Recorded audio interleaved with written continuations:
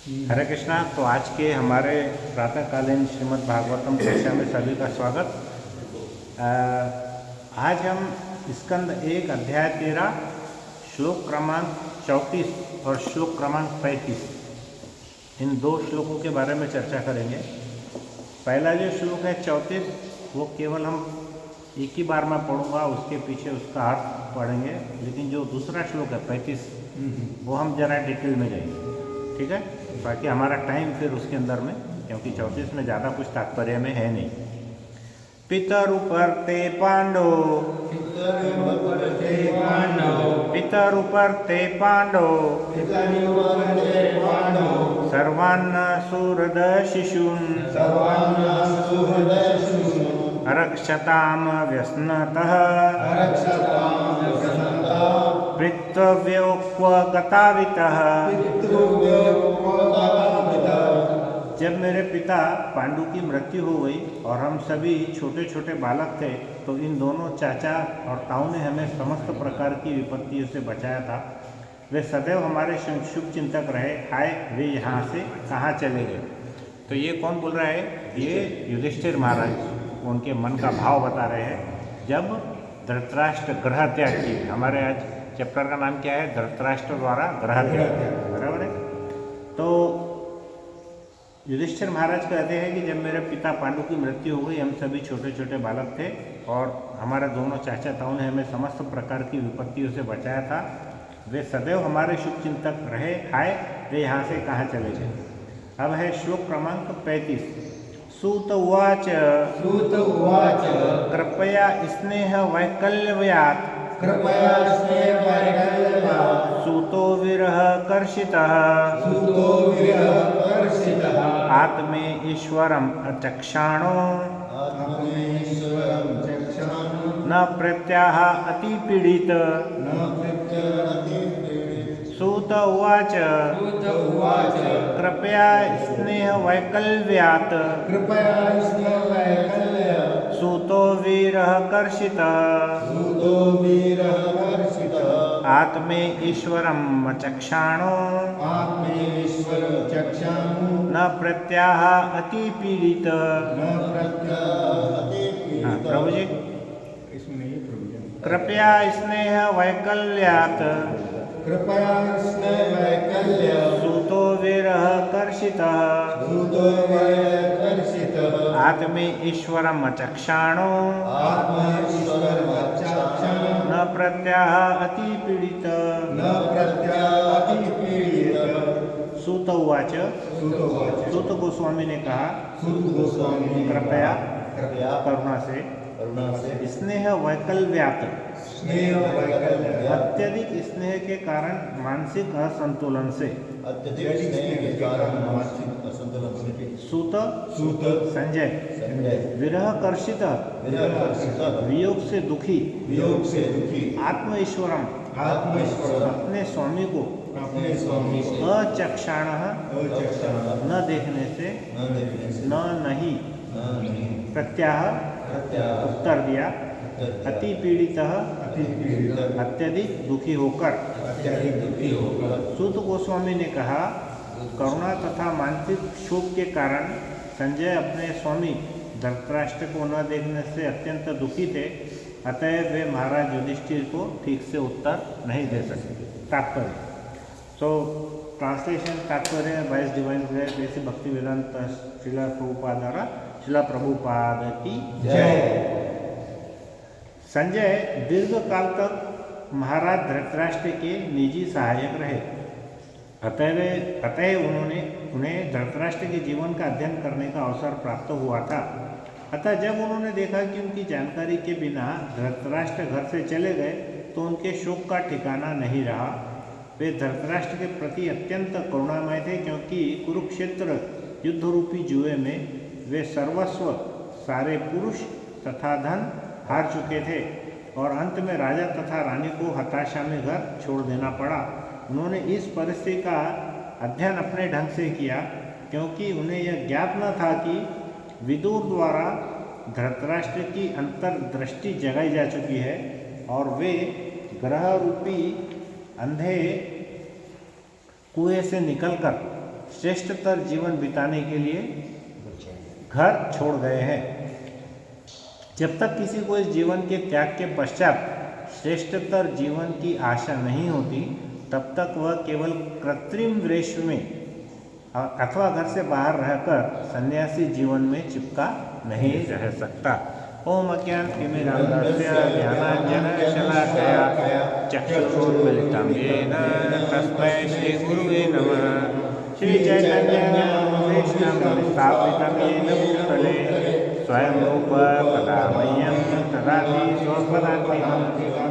वन्देऽहं श्रीगुरु श्रीयुतपदकमलं श्रीगुरून् वैष्णवांश्च श्रीरूपं साग्रजातं सहगण रघुनाथान्वितं तं सजीवं साद्वैतं तावदूतं परिजनसहितं कृष्णचैतन्यदेवं श्रीराधा कृष्णपादान् सहगणललिता श्रीविशाखान्वितांश्च नमो विष्णुपादाय कृष्णपृष्ठाय भूतले श्रीमते भक्तिवेदान्त स्वामिनिधि नामिने। नमस्ते सरस्वती देवे गौरवाणी प्रचारिणे निर्विशेष शून्यवादी पाश्चात्यदेशधारिणे। हे कृष्ण करुणा सिंधु दीनबंधु जगत्पते गोपेश गोपिकाकांत राधाकांत नमोस्तुते। तप्त कांचन गौरांगे राधे वृंदावनेश्वरी वृषभानुसुते देवी प्रणमामि हरिप्रिये। वाञ्छाकल्पतरुभ्यश्च कृपा सिन्धुभ्यैव च पतितानां पावनेभ्यो वैष्णवेभ्यो नमो नमः। जय श्री कृष्ण चैतन्य प्रभु नित्यानंद श्री अद्वैत गदाधर श्रीवासादि गौर भक्तवृंद। हरे कृष्णा कृष्णा कृष्णा हरे हरे, हरे राम राम राम हरे हरे। हरे कृष्णा कृष्णा कृष्णा हरे हरे, हरे राम राम राम हरे हरे। हरे कृष्णा कृष्णा कृष्णा हरे हरे, हरे राम राम राम हरे हरे। हरे कृष्णा।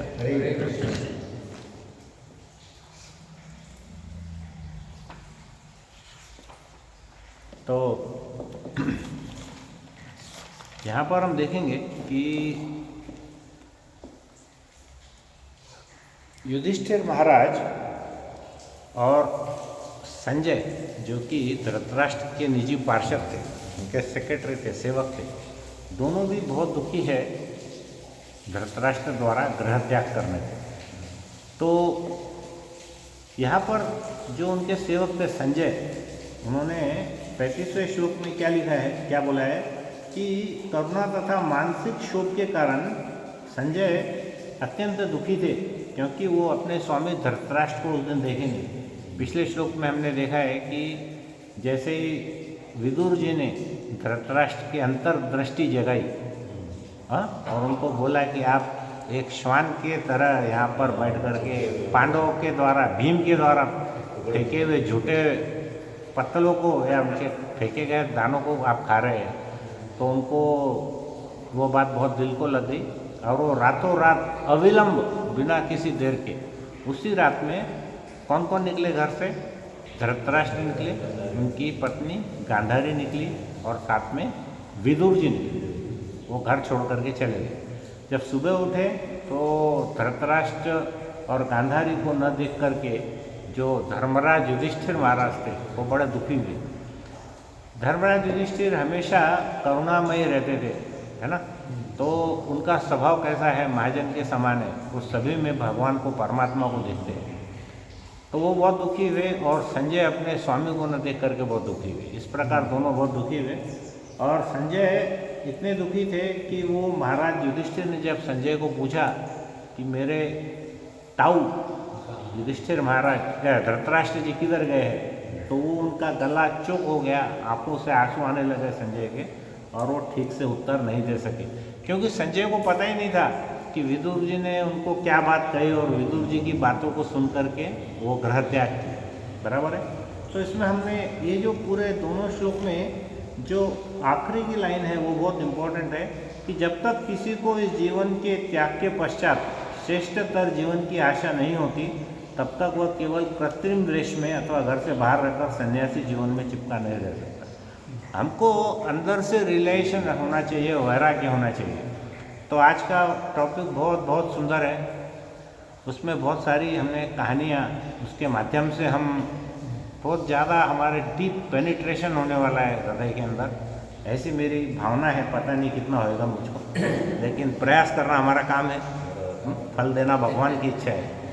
तो यहाँ पर हम देखेंगे कि जो संजय था, उसका जो मन था वो कैसा था। यहाँ पर उन्होंने क्या क्या शब्द यूज़ किए हैं, देखो उन्होंने लिखा है यहाँ पर प्रत्याह अति पीड़ित, विरह कर्षित, ऐसे अलग अलग शब्द यूज़ किए उन्होंने।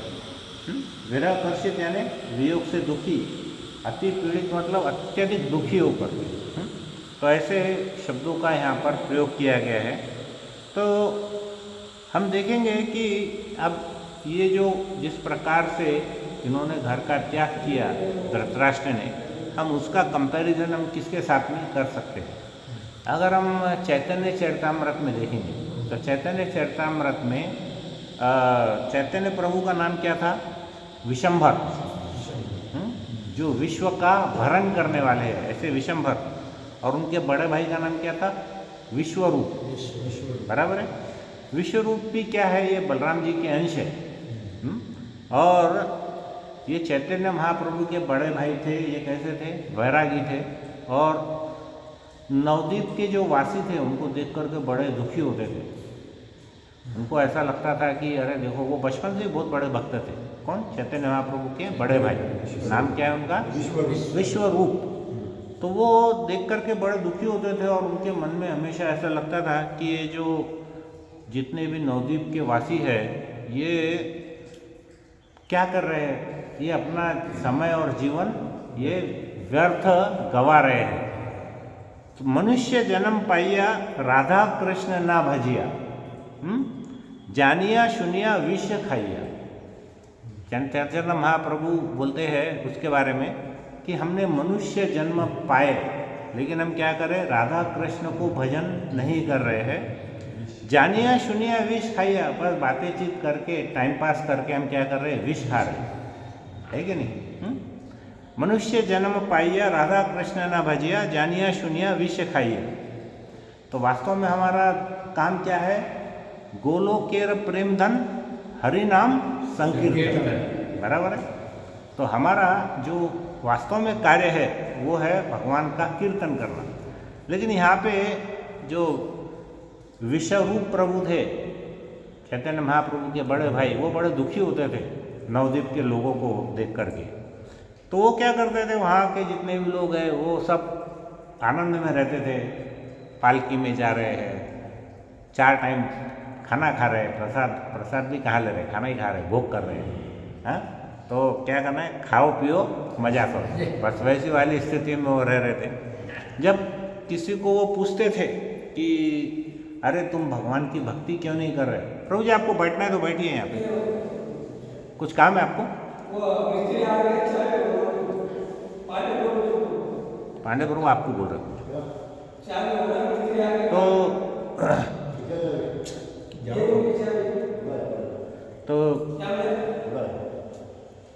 तो क्या होता था कि तो विश्वरूप प्रभु को क्या होता था? वो जितने भी वहाँ पर जितने लोगों को देख करके वो बहुत दुखी होते थे। और उसके पश्चात वो ऐसा पूछते थे उनसे कि आप इतनी भक्ति कर रहे हो तो आपके अंदर में विशेषता क्या है? आप भी ऐसे ही मरने वाले हो जैसे हम मरते हैं, तो उसमें क्या मतलब तुम्हारे लिए कोई विमान आ रहा है या तुम्हारे लिए कोई अलग से आ रहा है, ऐसा कुछ है क्या? तो वो ऐसा कुछ भी नहीं है। तो वो लोग क्या करते थे? उनकी ऐसी अवहेलना करते थे विश्वरूप प्रभु की। और लेकिन विश्वरूप प्रभु क्या करते थे? ये रहते थे नवद्वीप में और उनके पास में अद्वैत आचार्य का घर था, जिसको बोलते हैं शांतिपुर। तो ये क्या करते थे? अद्वैत आचार्य के घर पर जाते थे विश्वरूप प्रभु और दिन भर वहाँ पर भक्तों के संग ही रहते थे।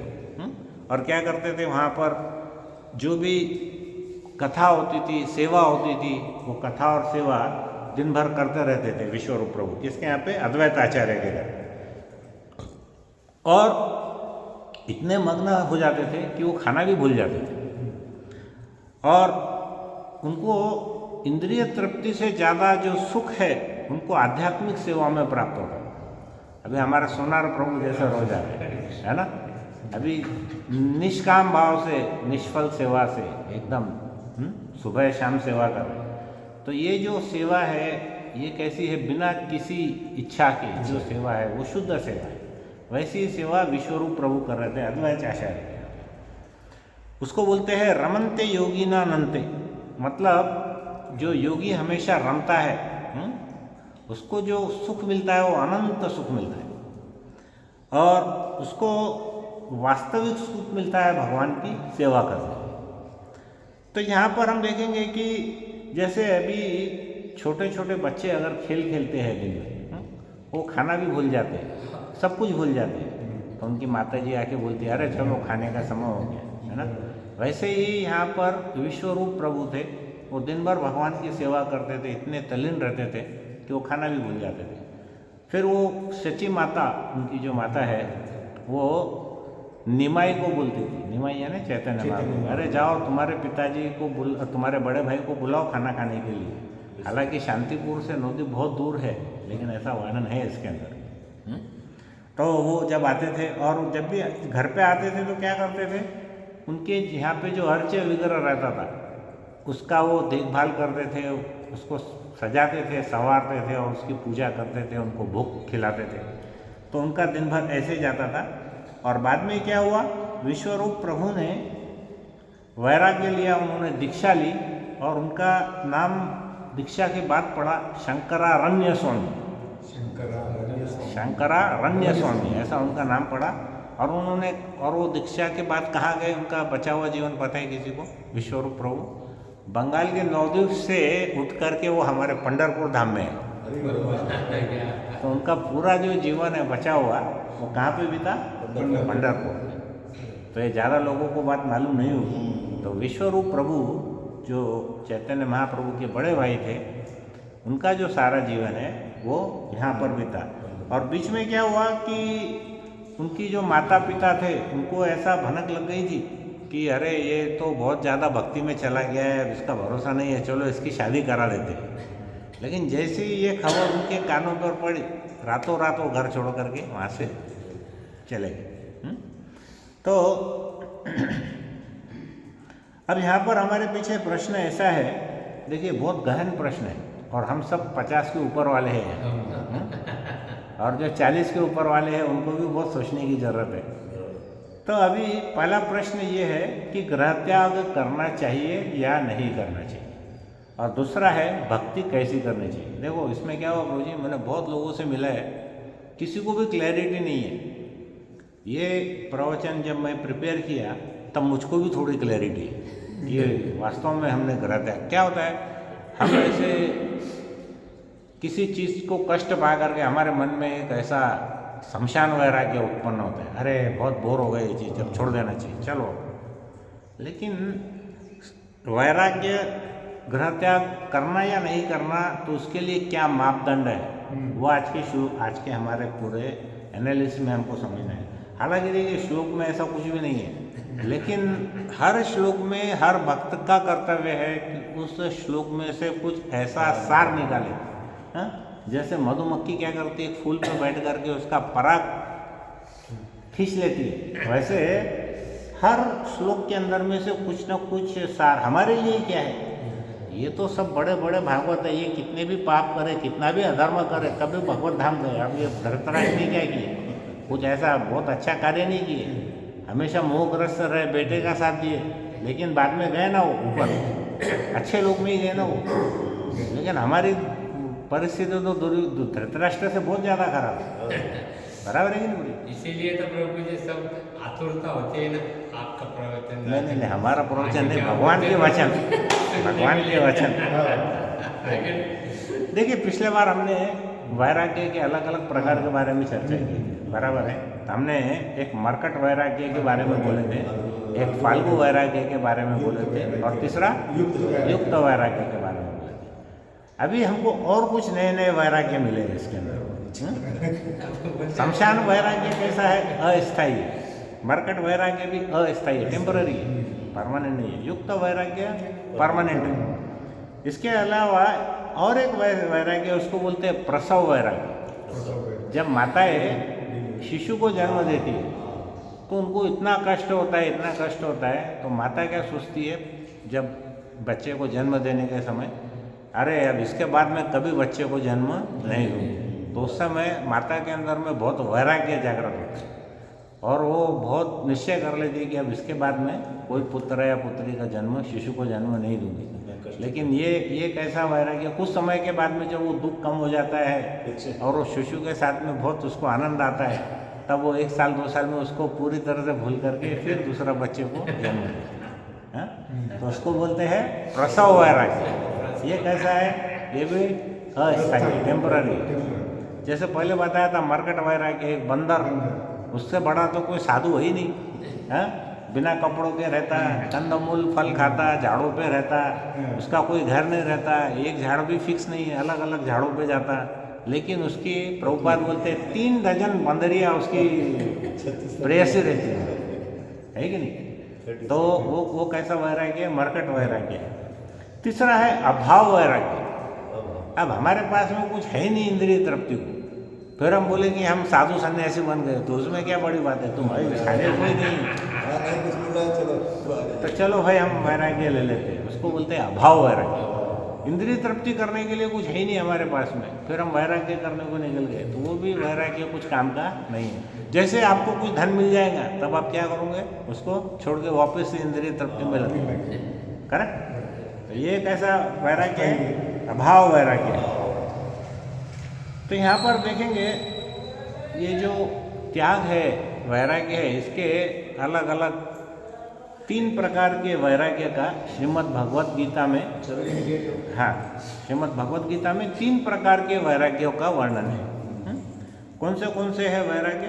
सात्विक वैराग्य, राजसी वैराग्य और तामसी वैराग्य।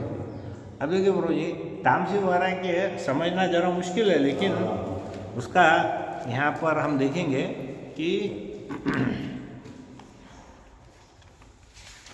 यहाँ पर भगवत गीता के 18.7 में कहा गया है कि नियत कर्तव्यों को कभी नहीं त्यागना चाहिए। यदि कोई मोहवश अपने नियत कर्मों का परित्याग कर देता है तो ऐसे त्याग को तामसी कहा जाता है। अब ये समझने में बड़ा मुश्किल है, लेकिन उदाहरण दूंगा तो आपको 1 मिनट में समझ में आ जाएगा। अभी देखिए, तामसी त्याग मतलब क्या? कि मोह के कारण अपने नियत कर्मों को, जो आप रोज का कर्म करते हैं, आपको किसी चीज़ का मोह हो गया, उसकी वजह से आपने उसको कर्म को छोड़ दिया, तो उसको तामसी त्याग है। उसका उदाहरण कोई बोल सकते हैं क्या? तामसी त्याग, तामसी त्याग किसको बोलते हैं? देखिए, जब श्रीला प्रभुपाद अमेरिका गए थे तब उन्होंने सबसे पहले किसको ठीक किया? वहाँ के हिप्पी लोगों, बराबर है? हिप्पी लोगों का क्या काम था? वो खूब नशा पान करते थे, व्यभिचार करते थे, मांसाहार करते थे, जुआ शराब, जो चारों नियम है उसका पीट कर वो उसको, उसका मतलब उसकी धज्जियाँ उड़ा देते नियमों। तो वो भी तो त्यागी है ना। देखिए, जो हिप्पी लोग हैं वो भी तो घर बार छोड़ के बाहर बैठे हैं, लेकिन न तो उनको ज्ञान है, हा? और न उनको ये समझ है कि हमको करना क्या है। तो ऐसे त्यागी को क्या बोलेंगे? तामसी। बराबर है? ये ऐसा, क्योंकि उनको पता नहीं है, खुद का भी भला नहीं कर रहे, दूसरों का भी भला नहीं हो रहा। ऐसे त्याग को क्या बोलेंगे हम? तामसी त्याग। तो तामसी त्याग जब भी हम पढ़ेंगे ना, तो हमारे दिमाग में आना चाहिए कि हिप्पीज, जो अमेरिका के हिप्पीज है, या फिर जो व्यक्ति बहुत ज़्यादा नशा पान करता, या जो जितने भी प्रकार के अधर्म है उसका बहुत ज़्यादा तीव्रता से अधर्म करता है, उसको हम तामसी त्याग कहते हैं। और वो क्योंकि त्याग क्यों बोल रहे हैं उसको? क्योंकि वो घर बार छोड़ के कहीं तो बैठा है, वो घर में नहीं है और नियत कार्य भी नहीं कर रहा। देखो यहाँ पे अब आप भी सुनो, यदि कोई मोहवश अपने नियत कर्मों का परित्याग कर देता है तो ऐसे त्याग को तामसी कहा जाता है। अभी समझ में आएगा? ये उदाहरण ध्यान में रखो हिप्पीज का, तो हमको ध्यान आएगा ये क्या है, नहीं तो ऐसा समझ में नहीं आने वाला। दूसरा, उसके बाद में रजोगुण का एक है। रजोगुण का त्याग मतलब क्या है? जो व्यक्ति नियत कर्मों को कष्टप्रद समझकर, भाई रोज का जो काम है, जैसे मान के चलिए मैं बिजनेस कर रहा हूँ या आप नौकरी कर रहे हैं और आपको ऐसा लग रहा है कि अरे बाबा इससे बहुत परेशान हो गया मैं, मेरी नौकरी से या मेरे बिजनेस से, व्यवसाय से बहुत परेशान है, अभी छोड़ के बस मैं अभी संन्यास धारण कर लेता, तो वो वाला जो त्याग है वो कैसा है? वो राजसी त्याग। और या फिर हमारे शारीरिक क्लेश, शरीर से बहुत दुखी है, किसी को कोई बीमारी है, किसी को कुछ तकलीफ है, इसके कारण वो पूरा घर बार छोड़ के जा रहा है, तो उसको क्या बोलते हैं? राजसी त्याग। लेकिन यह त्याग करने से त्याग का उच्च फल प्राप्त नहीं होता, बराबर है। अब इसमें क्या क्या फल, 2 प्रकार के फल जो मिलना चाहिए वो फल नहीं मिलते। पहला फल क्या है? इससे हमारे ऐसे त्याग करने से हमारी जो भौतिक इच्छा है उसका शुद्धिकरण नहीं होगा। हमारी इच्छाएं अगर मान के चलिए कुछ धन और कमाने की है, बिल्डिंग बनाने की है, गाड़ी खरीदने की है या और कुछ करने का है, अगर हम ऐसा त्याग करके जाएंगे जंगल में, तब हमारा शुद्धिकरण होने वाला नहीं है, क्योंकि हमारी जो भौतिक इच्छा है उसका शुद्धिकरण होने वाला नहीं है। मतलब वो भौतिक इच्छा बार बार आने वाली है ऐसे त्याग करने से। और दूसरा, हमको ज्ञान की प्राप्ति भी नहीं होगी। दूसरा फल क्या नहीं मिलेगा राजसी में? ज्ञान की प्राप्ति नहीं मिलेगी, और भौतिक इच्छाओं का जो हमारा शुद्धिकरण है वो भी होने वाला नहीं है। तो राजसी त्याग में 2 चीज़ों का फल हमको नहीं मिलता। तामसी त्याग तो कुछ काम का ही नहीं है, जो हिप्पी लोग त्याग कर रहे हैं वो तो खाली एक उदाहरण के लिए त्याग है, त्याग नहीं है, वो एक्चुअली भोग है बराबर ना मुझे? त्याग इसलिए बोले उसको क्योंकि वो घर बार छोड़ के भोग कर रहे हैं, तो एक त्यागी भोगी ऐसे टाइप का है, तो उसमें तो कुछ फल छोड़ो, इसमें तो उनको नरक मिलने वाला है। और जो तीसरा है वो भगवत गीता के अध्याय 18 का क्रमांक 18.9 में बोलते हैं कि हे अर्जुन, जब मनुष्य नियत कर्तव्य को करणीय मानकर करता है और समस्त भौतिक संगति तथा फल की आसक्ति को त्याग देता है, तो उसका त्याग सात्विक कह देता है। मतलब देखिए, पूरे भगवत गीता में एक ही है, कर्म करो लेकिन कर्म के फल से आसक्त मत हो, वो भगवान की सेवा में लगो, है ना, पूरे भगवत गीता में। तो क्या बोलते हैं, हे अर्जुन, जब मनुष्य नियत कर्तव्य को करणीय, मतलब मेरे को करना ही पड़ेगा ऐसा मानकर समस्त भौतिक संगति तथा फल, भौतिक संगति बोले तो क्या है? अपना परिवार है, समाज है, राष्ट्र है, उसको त्याग करके, और हमारे जो फल है उसकी आसक्ति को त्याग करता है, तो उसका ये जो त्याग है वो कैसा त्याग है? सात्विक त्याग। तो अपने कर्मों के फल को त्यागना और कृष्ण भावना अमृत में रहकर हमारे कर्म के फल को कृष्ण को अर्पण करना, कृष्ण भावना में रह करके हमारे फल, जो कर्म के फल है वो किसको देना है? कृष्ण को अर्पित करना है। तो उसको क्या बोलते हैं? सात्विक त्याग। अभी एक बार वापस, 3 प्रकार के त्याग है, उदाहरण के साथ बोलो। तामसी त्याग, उसका उदाहरण कौन है? हिप्पी लोग, बराबर है। सेकंड, राजसी त्याग। राजसिक त्याग मतलब क्या? ऐसा व्यक्ति जो बहुत ही परेशान हो गया अपने शरीर से, अपने व्यवसाय से, दुखी होकर के छोड़ रहा है, वो है राजसिक त्याग। और सात्विक त्याग क्या है? जो कृष्ण भावना अमृत में पूरी तरह से परिपक्व हो गया, और वो क्या कर रहा है? अपने कर्मों के फल कृष्ण को अर्पित कर रहा है, वो त्याग कैसा है? और जब वो छोड़ करके जाता है उसको क्या बोलते हैं? तो इसमें से स्थायी त्याग कौन सा है, अस्थायी त्याग कौन सा है? सात्विक स्थायी है, राजसिक और तामसी अस्थायी। करेक्ट, समझ में आया? तो यहाँ पर हम देखेंगे कुछ उदाहरण। अब 2 तरीके के उदाहरण है हमारे श्रीमद् भागवतम में। कुछ प्रकार के उदाहरण ऐसे हैं कि जिन्होंने ग्रह त्याग किया, और कुछ उदाहरण ऐसे हैं जिन्होंने या तो ग्रह त्याग नहीं किया या फिर उन्हें ग्रह त्याग करने के लिए, संन्यास के लिए मना कर दिया। आएगा ध्यान में आपको? 2 कैटेगरी। एक कैटेगरी में कुछ बड़े बड़े भक्त ऐसे हैं जिन्होंने संन्यास लिया, और दूसरी कैटेगरी में ऐसे लोग हैं या तो उन्होंने संन्यास नहीं लिया या फिर उनको मना कर दिया। तो हमको 2 कैटेगरी के बारे में देखिए, हमारे मन में बड़ा कन्फ्यूजन है कि हमने संन्यास लेना या नहीं लेना या नहीं लेना। अब रोज़ हम भागवतम के डोज सुन रहे हैं, रोज़ हम बड़े बड़े आचार्यों के प्रवचन सुन रहे हैं, लेकिन हमारे मन में दुविधा है कि हमने करना क्या चाहिए। तो आज का जो हमारा ये जो सत्र है, ये बेसिकली उसके ऊपर में क्लैरिटी देने वाला है, एनालिटिकल क्लैरिटी कि माइंड में हमको क्या करना चाहिए। ठीक है, अच्छा लगा टॉपिक, हमको क्या करना चाहिए क्या नहीं करना चाहिए। अब यहाँ पर हम देखेंगे कि कुछ उदाहरण हम देखेंगे। जैसे पृथु महाराज थे।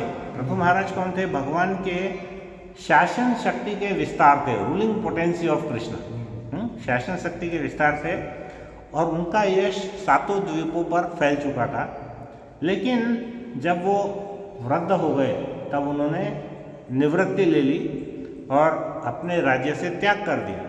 अपने राज्य से राजर्षि का त्याग करना इतना आसान कार्य नहीं है। हम छोटे मोटे घर के सुख वैभव को छोड़ नहीं पाते, तो पूरे 7 द्वीप का ब्रह्मांड, पूरा पृथ्वी के राजा को छोड़ना कितना मुश्किल है, लेकिन उन्होंने लिया। और उसके अपोजिट अगर हम देखेंगे, अब इन्होंने तो क्या किया, अपना राज्य सिंहासन त्याग करके ये सन्यासी बनने के इसमें चले गए। लेकिन इसके विपरीत हमारे स्वर्ग के राजा इंद्र, उनको अपने पद से बहुत आसक्ति है, बराबर है। और क्या हुआ कि जब पृथु महाराज 100वां अश्वमेध यज्ञ कर रहे थे, तब क्या किया इंद्र ने? साधु का वेश बना करके घोड़े को चुरा लिया। अब पृथु महाराज वास्तव में साधु बन करके जा रहे थे, काय के लिए? अपने शुद्धिकरण के लिए, संन्यास के लिए। और हमारे इंद्र महाराज साधु के वेश में चोरी करने के लिए गए। आए कि नहीं? दोनों में फर्क। ये भी साधु, वो भी साधु, लेकिन दोनों के मेंटेलिटी में कितना फर्क है। इंद्र महाराज काय के लिए गए थे? उनको अपने पद से बहुत आसक्ति थी। हालांकि इंद्र का पद को कोई छीन नहीं सकता है, ऐसा कथा में वर्णन है, लेकिन उनको अपने आसक्ति इतनी थी कि साधु का वेश धारण करके, छद्म रूप से साधु का वेश धारण करके उन्होंने क्या किया? उनका घोड़ा चुरा लिया और अश्वमेध यज्ञ होने नहीं दिया। रावण जब सीता को हरने आए थे, तब उन्होंने कौन सा रूप धारण किया था? साधु का, बराबर है। एक बहुत अच्छा लेक्चर मैं जब सुन रहा था, तो वो बोल रहे थे कि रावण अगर रावण बन के आता तो कोई प्रॉब्लम नहीं था, लेकिन रावण साधु बन के आया, ये प्रॉब्लम है ना। तो हमको छद्म वेश में नहीं रहना है, हमारे जैसे हम नेचुरल, हमारी टेंडेंसी है, हमको उसी प्रकार से रहना है।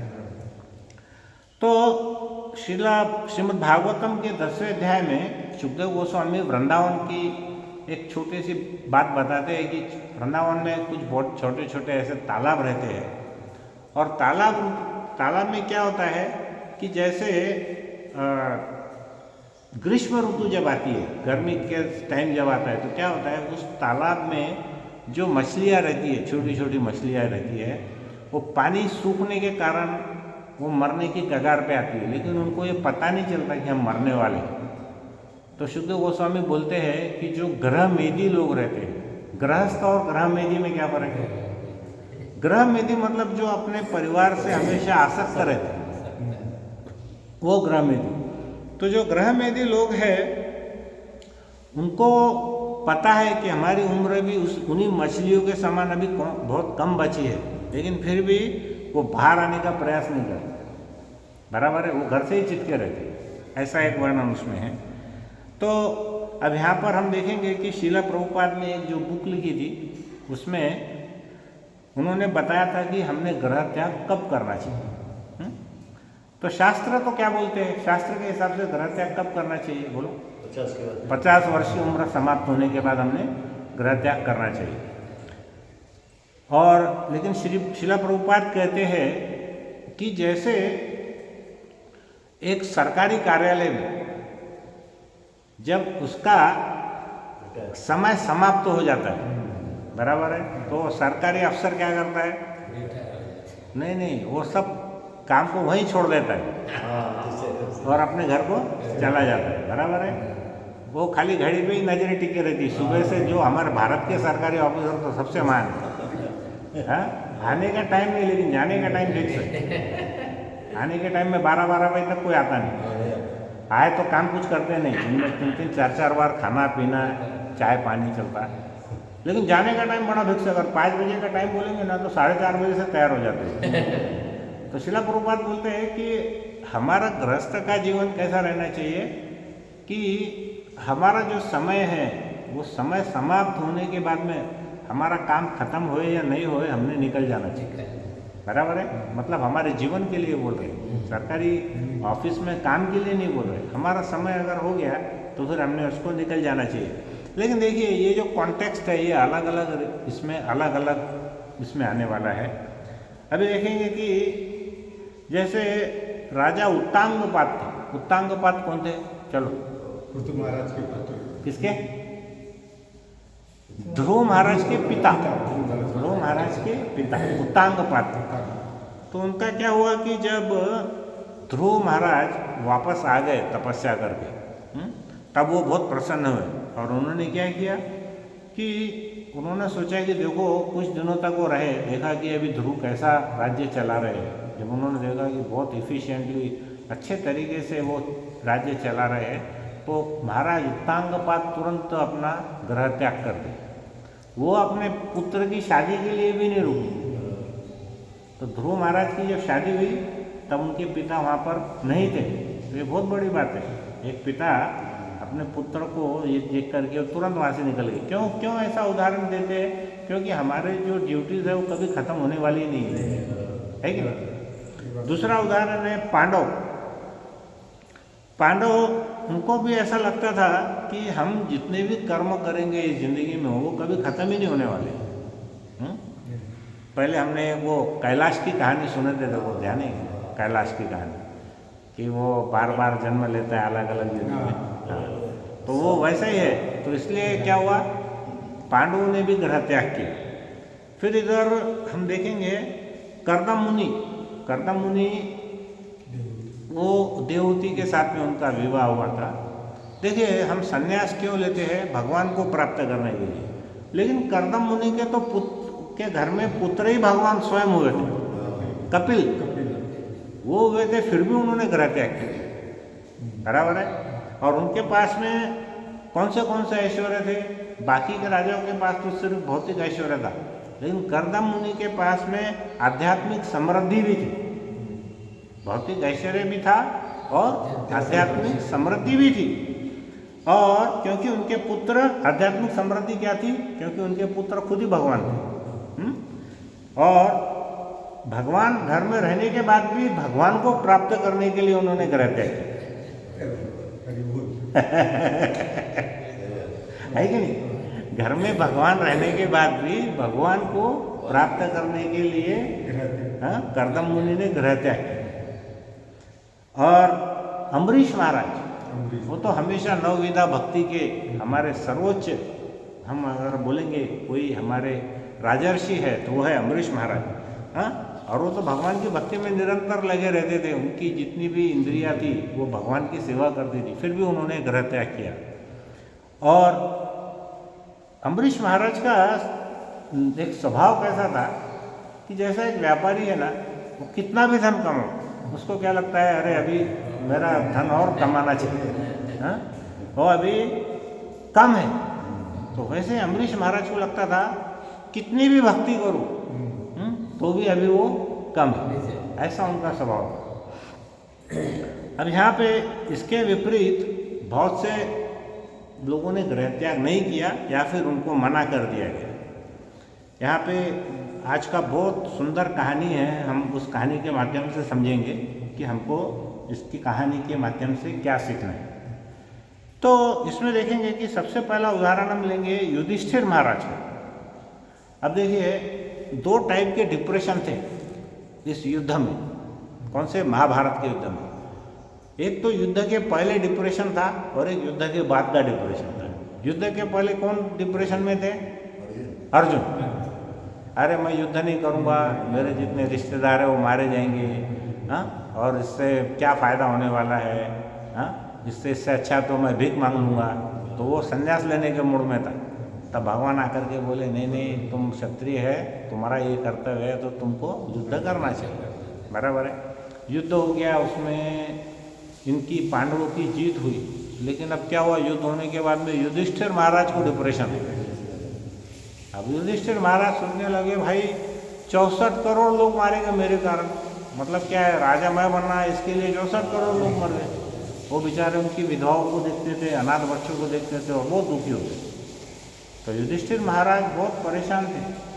उनको ऐसा लगा कि अभी मैंने ग्रह त्याग करना चाहिए, लेकिन भगवान बोले नहीं, तुम ग्रह त्याग नहीं कर सकते, तुमको राजा बनना ही पड़ेगा, बराबर है।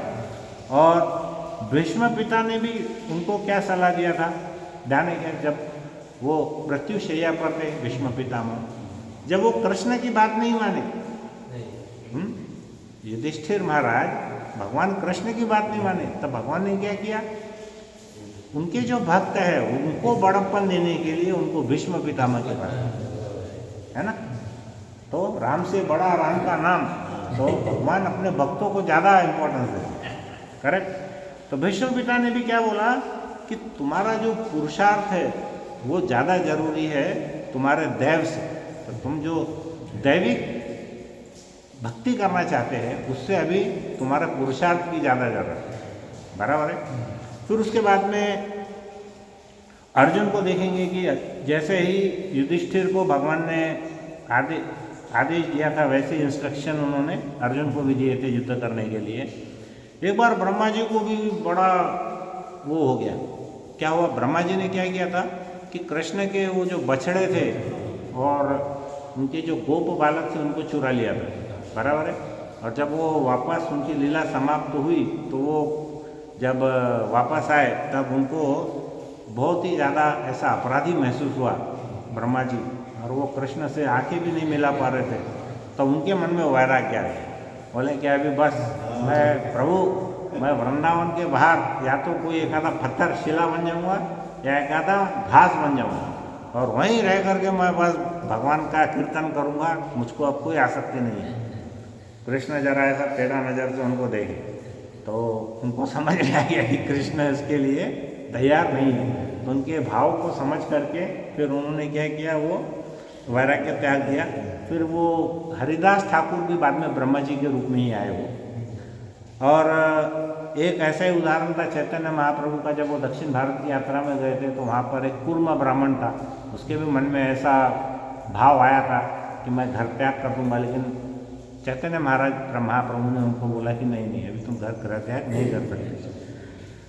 और एक बार क्या हुआ कि एक नया जोड़ा था जिन्होंने शादी की थी, और शिला प्रभुपाद को उन्होंने पत्र लिखा कि भाई मेरी नई शादी हुई है और अभी कुछ समय बीत गया, लेकिन मुझे ऐसा लग रहा है कि ये जो शादी है मेरे भक्ति में बहुत बाधा कर रही है, तो मैं चाहता हूँ कि मैं अभी संन्यास ले लूँ। तो शिला प्रभुपाद उसके ऊपर में खूब नाराज हो गए, बोला कि देखो, जब तुमने शादी किया था जब भी तुम्हारा डिसीजन हड़बड़ी में किया हुआ था, और अब ये संन्यास का जो डिसीजन ले रहे हैं वो भी तुम हड़बड़ी में ले रहे हो, तो ये सब ऐसा काम तुमको नहीं करना है। तुमने अगर गृहस्थ आश्रम लिया है तो उसका अच्छे से तुम पालन करो, और गृहस्थ आश्रम में रहकर कृष्ण की प्रसन्नता के लिए प्रचार करो, बराबर है। तो हर व्यक्ति ने यहाँ क्या करना है, कृष्ण की प्रसन्नता के लिए ज़्यादा से ज़्यादा भगवान का प्रचार करना चाहिए। तो यहाँ पर हम देखेंगे कि कृष्ण की क्या इच्छा है। हाँ, तो हमारा मापदंड क्या है यहाँ पे, अभी हमने संन्यास लेने के लिए हमको किन किन चीज़ों को देखना चाहिए। मान के चलिए हम यहाँ पे बैठे हैं, हमको ऐसा लगता है कि हमको अभी संन्यास लेना है या नहीं लेना है, तो हमको उसका मापदंड देखना है, उसका पैमाना, मतलब क्या उसका पैरामीटर्स है वो हमको देखना है। तो पहला है कि कृष्ण की क्या इच्छा है और वह कैसे प्रसन्न होंगे। जैसे हमने उदाहरण में देखा, ब्रह्मा जी के उदाहरण में देखा कि कृष्ण की इच्छा क्या थी, वो हिसाब से देखा। युधिष्ठिर महाराज के उदाहरण में देखा और अर्जुन के उदाहरण में देखा, भगवान नहीं चाह रहे थे उन्होंने लेना, है ना। लेकिन उसके विपरीत अम्बरीश महाराज के लिए वो चाह रहे थे ले लो।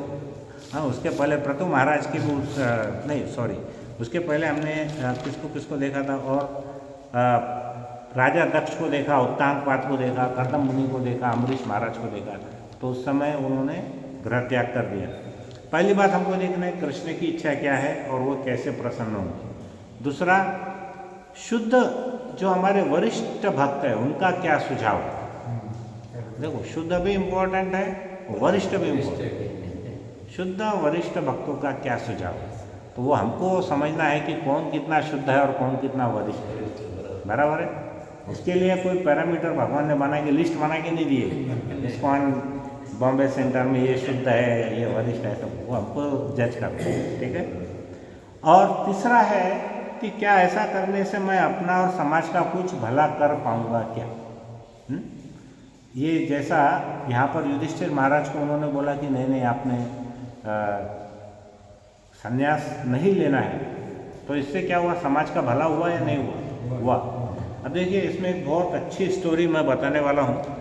प्रभु जी, जिसको लेट हो रहा है, अगर उनका जॉब है तो जा सकते हैं, क्योंकि मेरी स्टोरी 20 मिनट की है, 20-25 मिनट लगने वाले हैं। तो बार बार घड़ी की तरफ ना देखेंगे तो आपकी मेहरबानी होगी। उससे मैं डिस्टर्ब होता, घड़ी में बार बार देखो।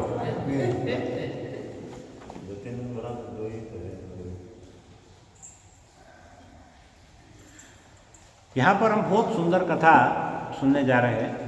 मैं कोशिश करूँगा 15-20 मिनट में हो जाए। यहाँ पर देखेंगे कि जैसा हमने उदाहरण देखा युधिष्ठिर महाराज का, कि वो चाह रहे थे कि इतने लोगों की मृत्यु हो गई और मैं अब संन्यास धारण कर लूँ, गृह त्याग कर लूँ, ऐसा वो सोच रहे थे। लेकिन कृष्ण ने उनको मना किया। और उसके अलावा भीष्म पितामह ने क्या बोला कि तुम्हारा पुरुषार्थ तुम्हारे दैविक इच्छाओं से ज़्यादा जरूरी है। बराबर है ना? पुरुषार्थ ज़्यादा जरूरी है। इसके पास तो एक बार क्या हुआ कि अब हम देखेंगे, देखिए हमारे अभी 4 दिन पहले ही, 3 दिन पहले ही हमारा जब ये गीता जयंती का यज्ञ था, तो उस समय हमारे श्रीमान वृंदावन दास प्रभु यहाँ आए थे। तो उनकी ही बुक है मेरे पास में, संत तुकाराम। किसने लिखा है? देखिए, वृंदावन दास। तो हमारे वृंदावन दास प्रभु जी ने एक बहुत अच्छा इसके अंदर में एक कहानी लिखी है, संत तुकाराम और शिवाजी महाराज को। क्या हुआ? शिवाजी महाराज को जब ये पता चला कि मेरे राज्य में एक संत है जिनका नाम संत तुकाराम है, तो उन्होंने जो अभंग लिखे थे उनको किसी दुष्ट व्यक्ति ने पानी में बहा दिया था। लेकिन भगवान की ऐसी कृपा थी कि उनके जो अभंग थे वो 13 दिन तक पानी में रहने के बाद भी उसको कुछ भी नहीं हुआ, वो भीगे नहीं। तो ये खबर सब जगह पे फैल गई थी। और उस समय वहाँ के राजा थे शिवाजी महाराज। तो शिवाजी महाराज को भी ये खबर पहुँची और शिवाजी महाराज बड़े उत्सुक थे कि चलो हम ऐसे साधु संत को मिलने जरूर जाना चाहिए। तो उन्होंने क्या किया कि पहले उनको ऐसा लगा कि मैं ही उनको बुला लेता हूँ यहाँ पर राज्य में, ताकि सभी लोग उनके दर्शन कर सकें।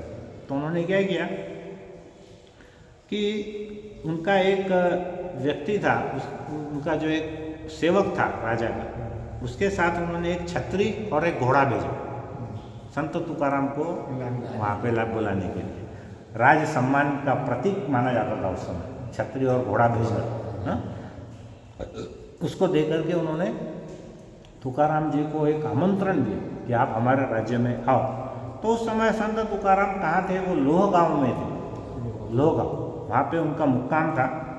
और उन्होंने जब वो सेवक वहाँ पहुँचा संत तुकाराम के पास, तो बड़ा हाथ जोड़कर के विनम्र शब्दों में उनसे विनंती किया कि महाराज जी, आपको हमारे राजा साहब ने बुलाया है और आपके लिए ये छतरी और ये घोड़ा दिया है। तो संत तुकाराम महाराज उसको देख करके उनको बहुत ही थोड़ा अनुताप हुआ। अनुताप यानी क्या है प्रभु जी? संताप है क्या? संताप, मराठी में उन्होंने अनुताप शब्द लिखा। तो अनुताप मतलब थोड़ा उनको संताप जैसा हुआ। तो उन्होंने क्या बोला? उन्होंने भगवान पांडुरंग को प्रार्थना करके बोली। अब देखिए उनके वर्ड मराठी में बोलूँगा, फिर उसको हम हिंदी में बात करेंगे। तो संत तुकाराम बोलते हैं, पांडुरंगा, दिवट्या छत्री घोडे यांचा आम्हाला काय उपयोग? अशा मोहात मला का गुंतवतोस? ऐसे मोह में मेरे को काय को फंसा रहा फालतू दे। मान दंभ प्रतिष्ठा ही तर मला डुकराच्या विष्ठेप्रमाणे वाटतात. क्या बोले? मान देखो उनके जो वर्ड है ना पूरे ऐसे AK-47 की गोली है वो, छोटे मोटे चाकू नहीं है. क्या बोलते हैं वो कि ये जो मान दंभ और प्रतिष्ठा ये क्या है? डुक्कर के विष्ठा हाँ, डुक्कर की विष्ठा है उसके जैसे. तुकाराम महाराज म्हणतात ह्या सर्व मोहातून सोडविण्यासाठी धाव घ्यावा. धाव घ्या.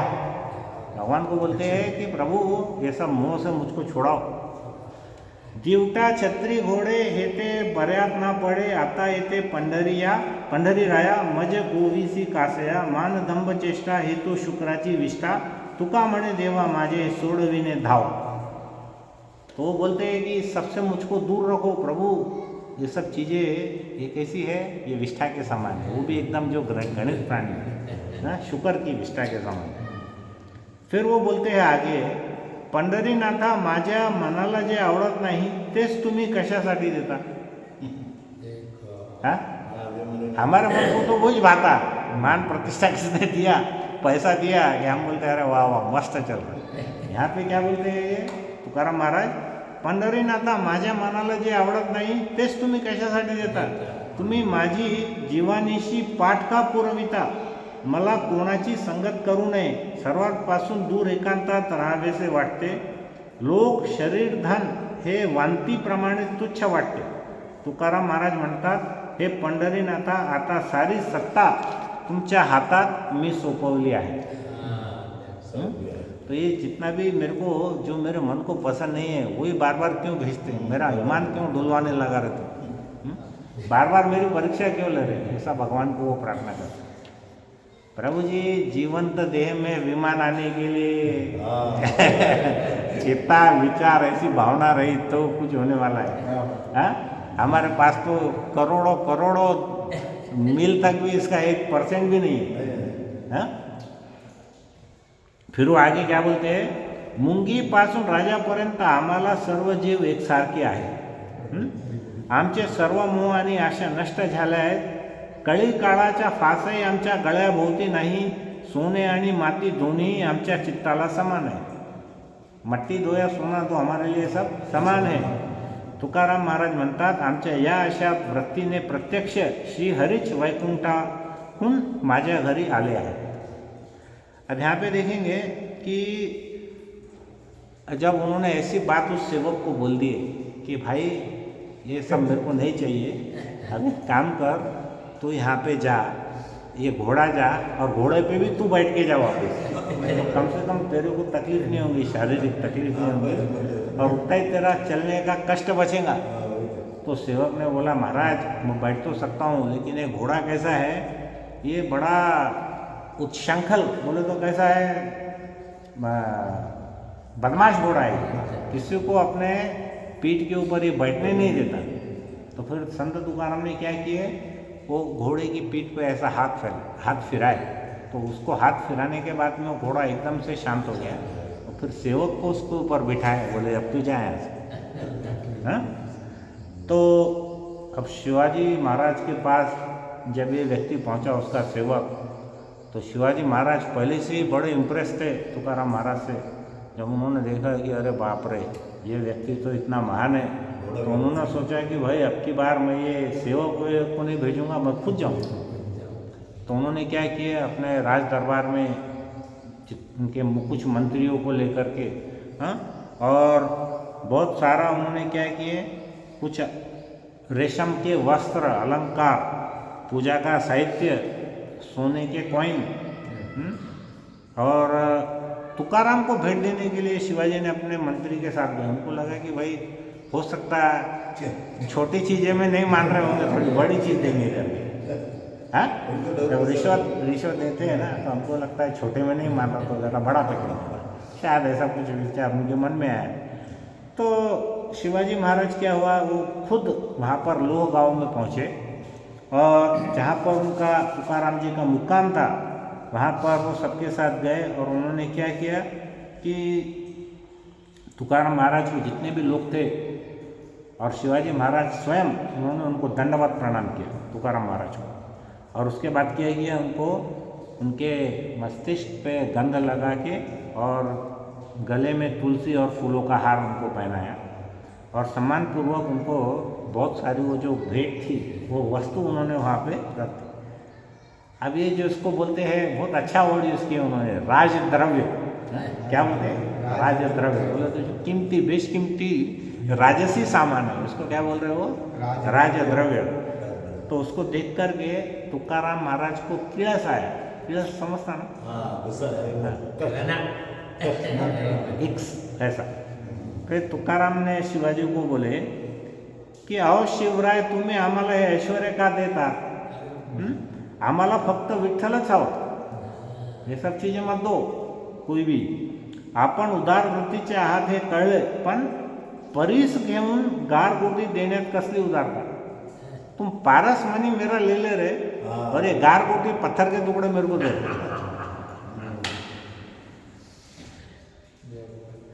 एक शुद्ध भक्त कैसा है?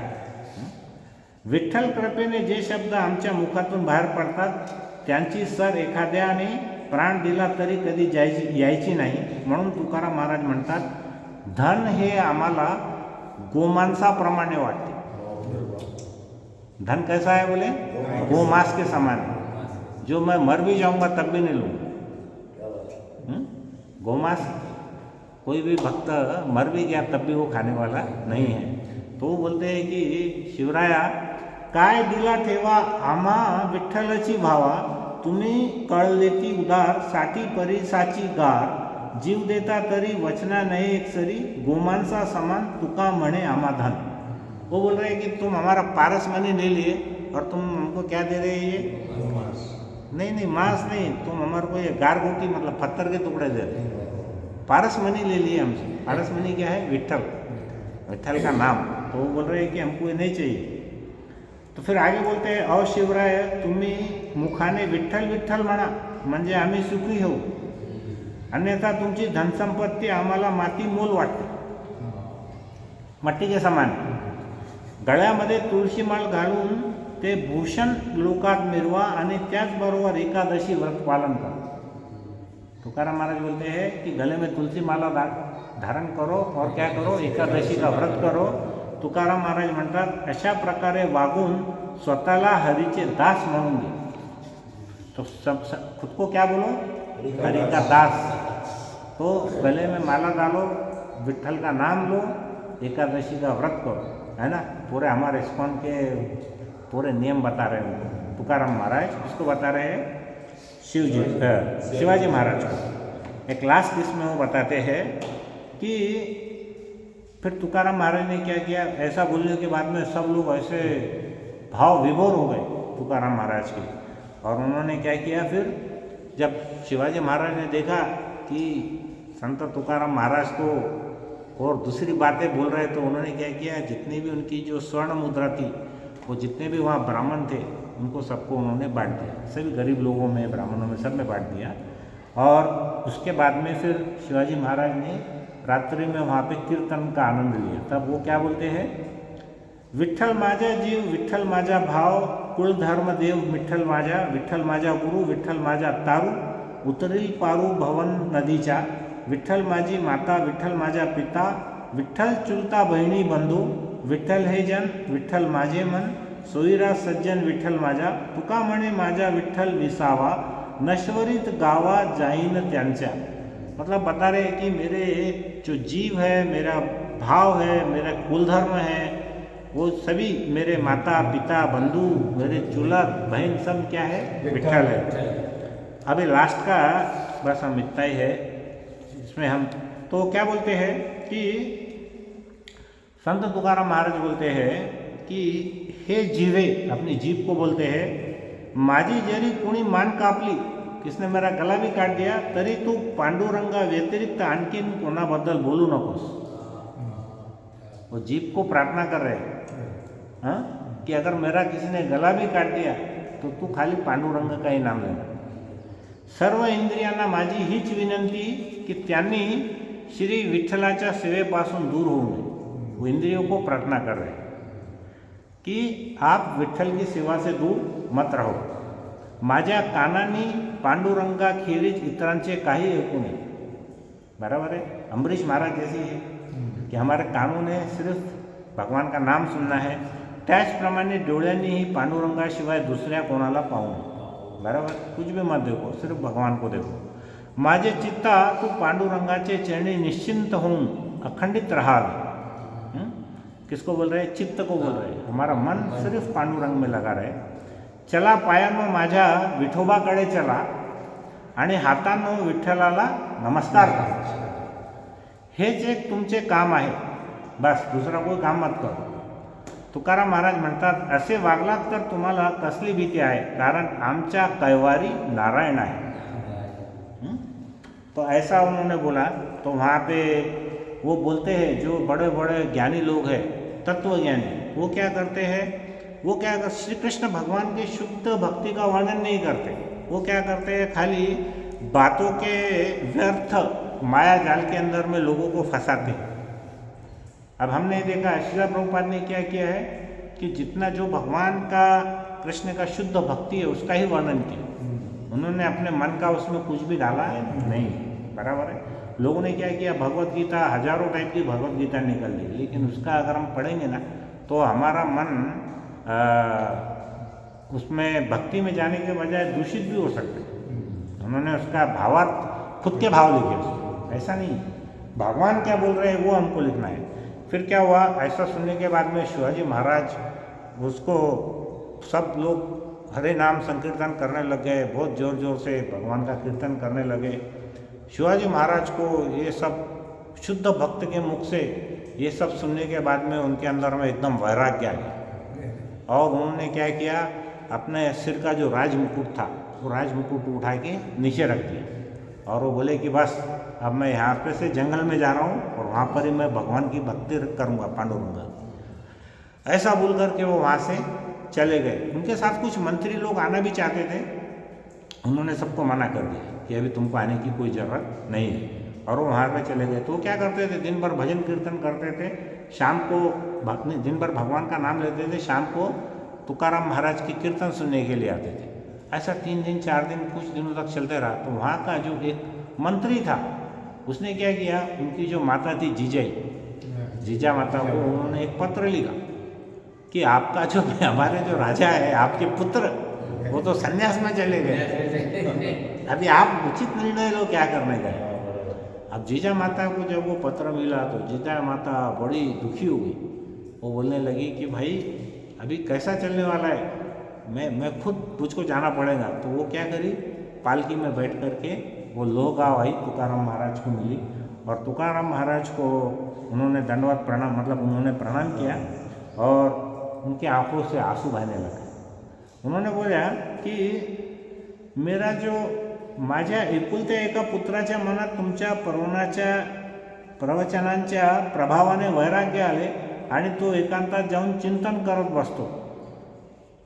वैरागी बन गया, वो अकेले में जाके भजन कीर्तन कर रहा. अभी देखो उसके पास एक पुत्र का भी जन्म नहीं हुआ, उसको बेटा भी नहीं. हाँ, और अभी हमारा ये जो राज्य इतना बड़ा है ये कौन चलाने वाला है. तो फिर उन्होंने बोला कि उनको प्रार्थना करी कि अगर आपने मेरे पुत्र को अगर वापस ला दिया तो ये जो उपकार है उसका उपकाराची फेड मी कोणत्या शब्दात करू मला समझत नहीं, मी आपली सदैव ऋणी रहे. ऐसा उन्होंने बहुत ही प्रार्थना की.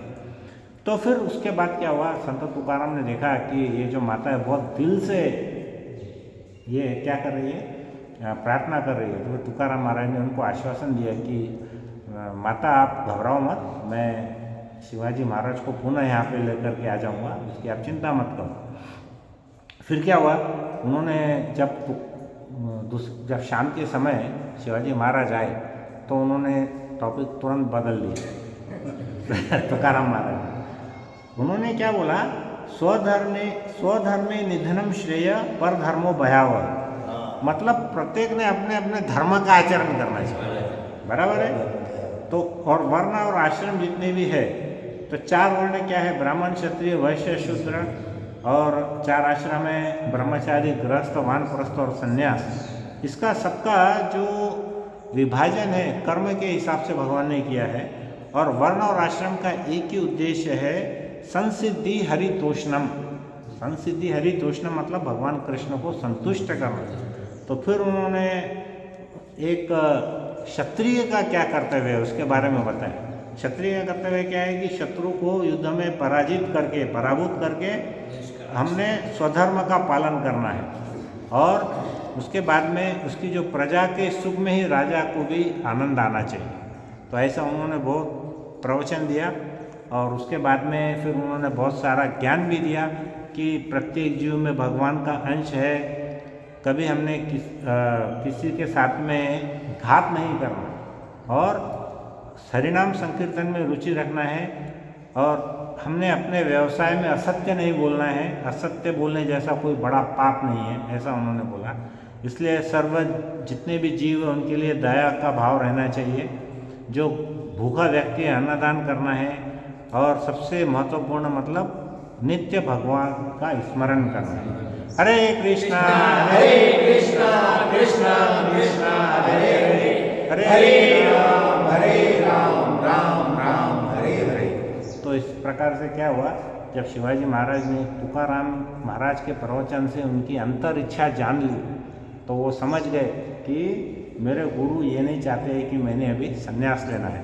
तब उन्होंने क्या किया, उनका जो राज मुकुट नीचे था उन्होंने उसके ही सामने अपने सिर पे धारण किया, और जब उन्होंने सिर पे धारण किया तो उनकी जो माता थी जीजाबाई, उनकी आंखों से अविरल आंसू बहने लगे, और उन्होंने फिर संत तुकाराम को प्रणाम किया और उनको बोला कि मैं आपका जो ऋण है वो कभी भी नहीं फेर सकती, उसको मैं पूरा नहीं कर सकती। तो ऐसा उन्होंने बोला।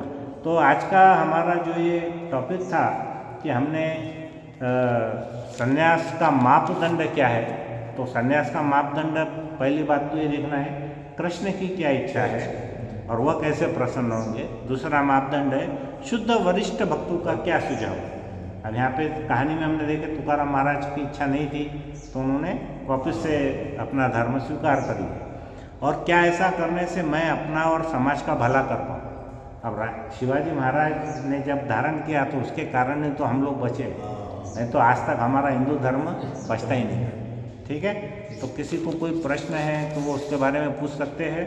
और संन्यास धारण करने के पहले हमको कितना सतर्क रहना चाहिए, कितना मापदंड उसका कैसा रहना चाहिए, किन किन लोगों ने ग्रह त्याग किया और किन किन लोगों ने नहीं किया, वो केस टू केस बेसिस पे वो अलग अलग वेरी हुआ। उसके कुछ एग्जाम्पल हमने देखे।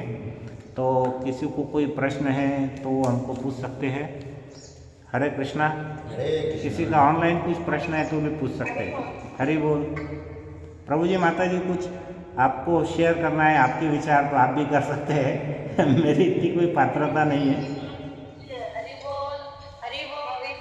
खूप छान लेक्चर आजचं, मला खूप लेक्चर होतं. धन्यवाद. थँक्यू. गोष्टी शिकायला भेटल्या. हरे कृष्णा. हरे कृष्णा. दंडवत दंडवत प्रणाम. दंडवत. परसों ते वृंदावन दास अपने घर पे आए थे.